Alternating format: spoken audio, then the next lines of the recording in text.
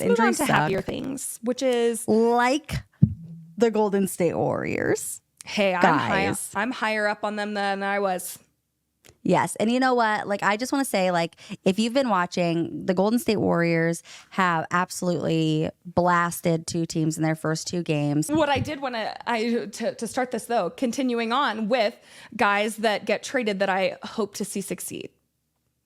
Continue with your Love that. Okay. Yes. They, so the Warriors have absolutely blasted their first two teams. They have Sure played have. so well. And a lot of people are like, oh, well, look at their competition. And like, I totally get that. I get like the whole competition. I get that they played the Jazz and that they played the Spurs. Bucks just lost to the Bulls. Let's not talk about it. Thank you. It takes you have to, hey, winning games that you're supposed to win is part of the job. Yeah, literally. And so the Warriors played the Utah Jazz and the Portland Trailblazers, which are two of supposedly or like gonna be probably some of the worst teams in the league, which is fine. But the thing is that like in the past couple of years when the Warriors have not been great, they have been barely beating those teams. And I mean like barely beating those teams. Like they would literally come down to final shots in the game. These games, they have absolutely blown them out of the water. And when they played on Wednesday, one thing that I was just kind of like looking at, because this is a big thing with the Warriors offense. They like that free flowing offense around Steph Curry. That's just how they've always played. And now they have Buddy Hield, who's a guy that plays really free as well. And then you have Draymond, who just knows how to facilitate a free offense. And it's, that's just how they work. And the thing is, a big part of their game is assists. They are a very unselfish type of basketball team. They out-assisted every single team that played on Wednesday by at least 7 assists. Like the closest team to them was the Magic with 32 assists, and they had 39 assists. And then every team after that had between 15 and 28 assists. So That's insane. Yes, so they are way out assisting every other team. They're playing a really good brand of team basketball. And not only that, but they also out-rebounded every single team. Again, besides the Magic. That's also something that I want you guys to think about, is that the Magic are keeping up with these numbers. So look out for them on the East. But they had 57 rebounds on their game on Wednesday. 57. Okay, like that's a big number, especially with the Magic tying them at 57, and then most other teams, I think the closest team before them was 42. Some teams all the way down to 30 rebounds. So they're out rebounding teams by 20 plus. And granted, they're not, playing those teams directly, but they are grabbing more rebounds than anyone in the league. They're assisting their guys more than anyone in the league. They're playing team basketball. The effort is there, and they are blowing these teams out. And someone that I have been so high on since we got him, Buddy Hield, I think he, we talked about it. The Pacers, but I was going to say, yep, I was going to say, I'm going to let you even talk about him a little bit in a second, because I know that you've really enjoyed that. But I is my 6th man of the year candidate prediction. Am I gonna high five you? Did you want me to? Bam. Wait. Boop. Wait. That was so cute. Oh wait, bad. Wait, ready? Back. We tried. Thank you, everyone. But yes, she said 6th man of the year. And you know what? Mine was Russell Westbrook. My pick for 6th man of the year is Russell Westbrook. And I am with Spencer on this Buddy Hield one right now, because he just he looks fantastic. He's supposed to be the kind of shooting fire on the bench for the Warriors, and just that extra little bit of offensive boost for them. He's just been fantastic. He has everything that I thought that he would be. 71.4%. 71. He's efficient. And he shoots efficiency. a lot, which is fantastic. I love efficiency. I think it's what separates good players from great players. I talk about this a lot with Nikola Jokic. Period. I mean, his because I was talking to Caitlin earlier, because a lot of people compare, of course, we're this is a little sidebar, compare Alperen Şengün, they call him baby Jokic.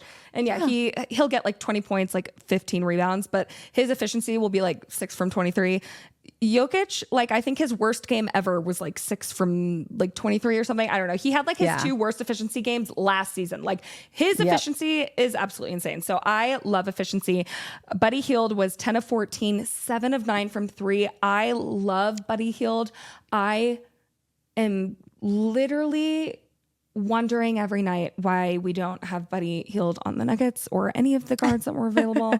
Yes, I know. Someone was like arguing with me last night because they said we have Buddy Hield at home and they posted Julian Strawther, and I'm going to go back to the Warriors, I promise. But I just meant Buddy Hield has, I think it's his 8th season in the league. And he obviously has that experience. And they're like, you're proving his point, because that's what I said. And I was like, no, yes, Julian Strawther, I'm sure in 3 years will be incredible. Nikola Jokic Why is did who we not have get now. one for now? Nikola Jokic is 30 or turning 30 this year, I believe. Like, what do you, like, he doesn't want to, I don't think he wants to be playing in 4 years. Okay, so that's the little sidebar on that. But he looked amazing. My question to you, because I mean, I think the answer is either yes or in the top like 2. Are the Warriors the deepest team in the league right now? Because my thought is yes. I want to say yes, and let me walk you through why.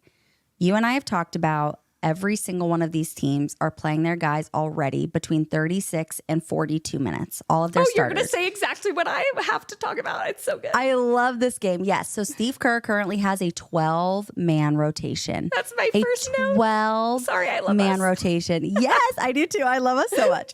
So he's got like he currently has a 12-man rotation. I know.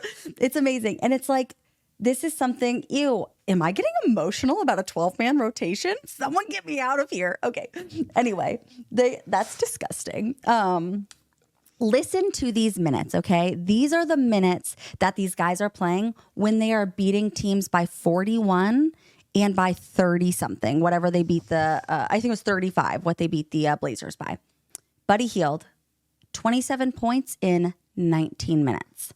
Steph Curry. That's insane. Yes. 20 points. And mind you, Steph Curry had a disgusting shooting game. I love him so much. Yeah. He ended up doing way better in the second half, but he played still got it done. Horrible basketball, ended up with 20 points still. And that's why Buddy Hield is important, because Steph Curry can finally have a shitty game and have someone help him offensively. And he does not have to carry he does not have to carry the team on his back. But Steph Curry, 20 points in 27 minutes. Steph Curry played more minutes than anyone on the team by at least 3 minutes. That means that the next closest guy played only 24 minutes, and that was Brandon Pajemski. And then Andrew Wiggins, 23 minutes. TJD, 16 minutes. Kyle Anderson, 18. Looney, 13. And mind you, Looney had 9 points, 10 rebounds, an assist, and a block in his 13 minutes. 10 rebounds in 13 minutes. Talk about effort, okay? They played 11 guys in the first quarter alone. Mm-hmm. Yep. Moody played 18 minutes. GP2, 12 minutes. And then they even played Lindy Waters, who, mind you, is a like rookie that they got in like the 3rd round. And he's been fantastic. He's been like every time he touches, I was telling Jason, every time he touches the court, like he just does so well. And I'm like, who is this kid? Why is he so good? Where did he come from? Yeah, where did he come from? Jonathan Kuminga, 17 minutes. And I'm going to have to talk about him in another episode because homeboy is not looking like my MIP currently.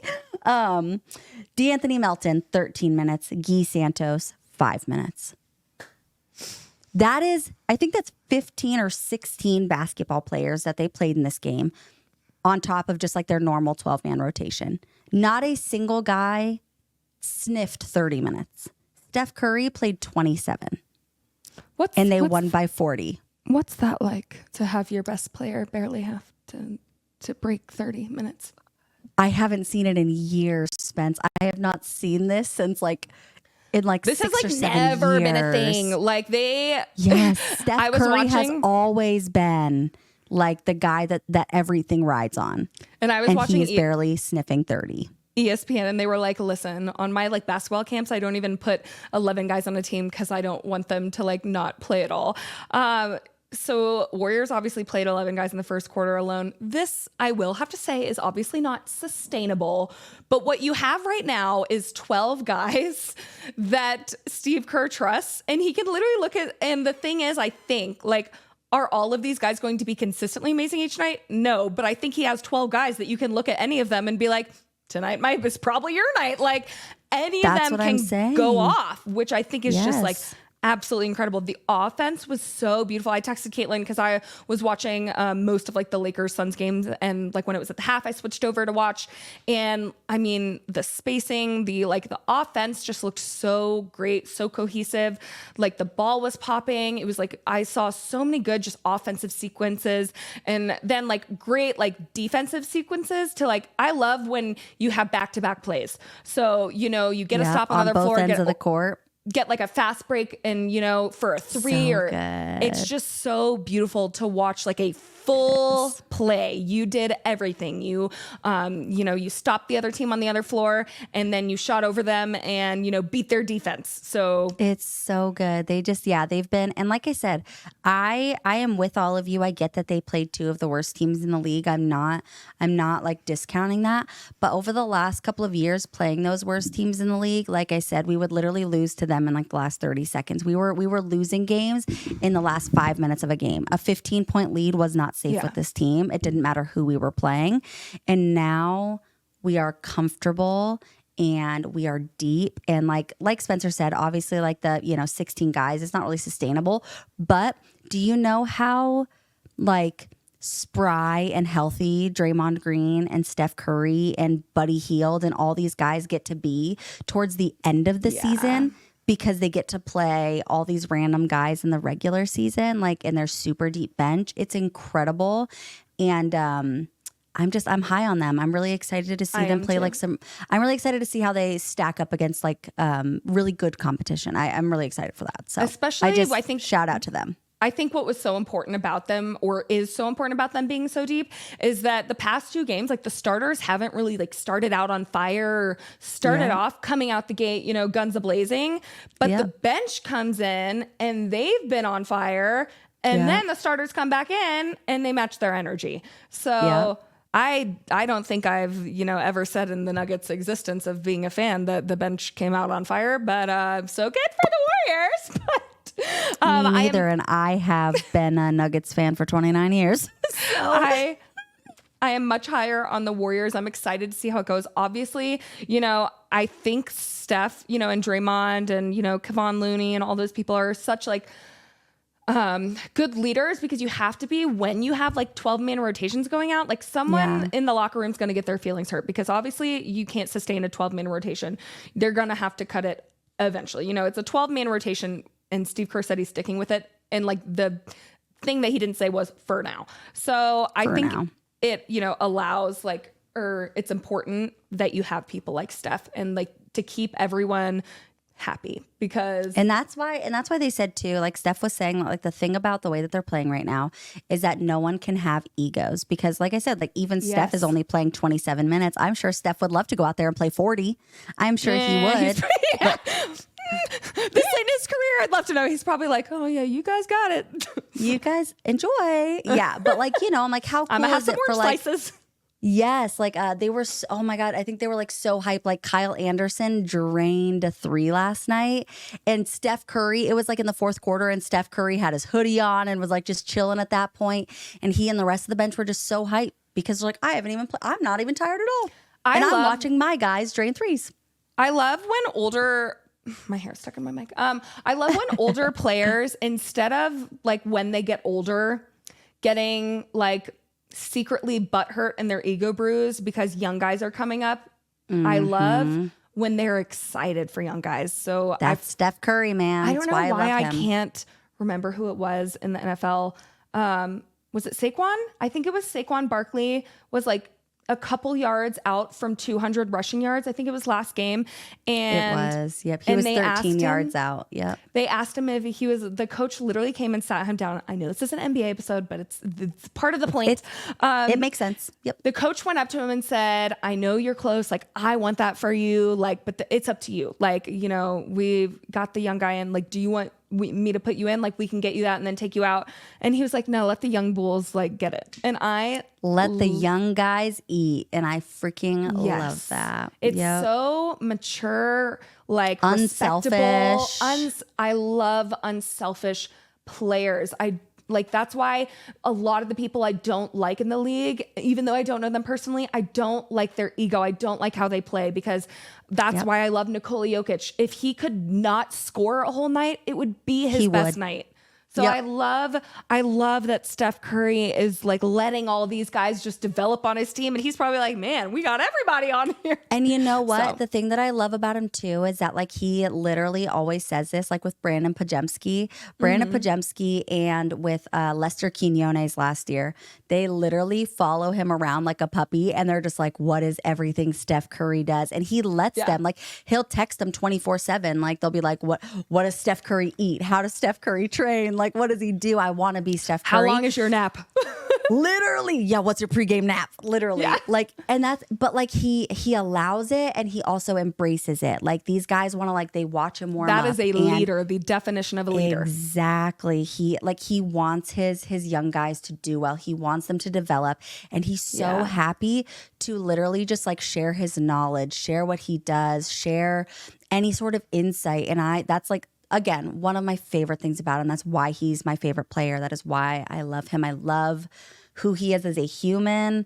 It's on also top like of who he is as a player. Like a sense of security, because you know that obviously has a lot to do with ego, because he knows that he's good. one of the greatest. He knows he's one of the greatest. He knows he's proved that. He has 4 rings. So it's a sense of security to be like, yeah, like, I'll tell y'all everything that I can to help you be as great, because I already know I'm great, and I don't. I have nothing left to prove in this league.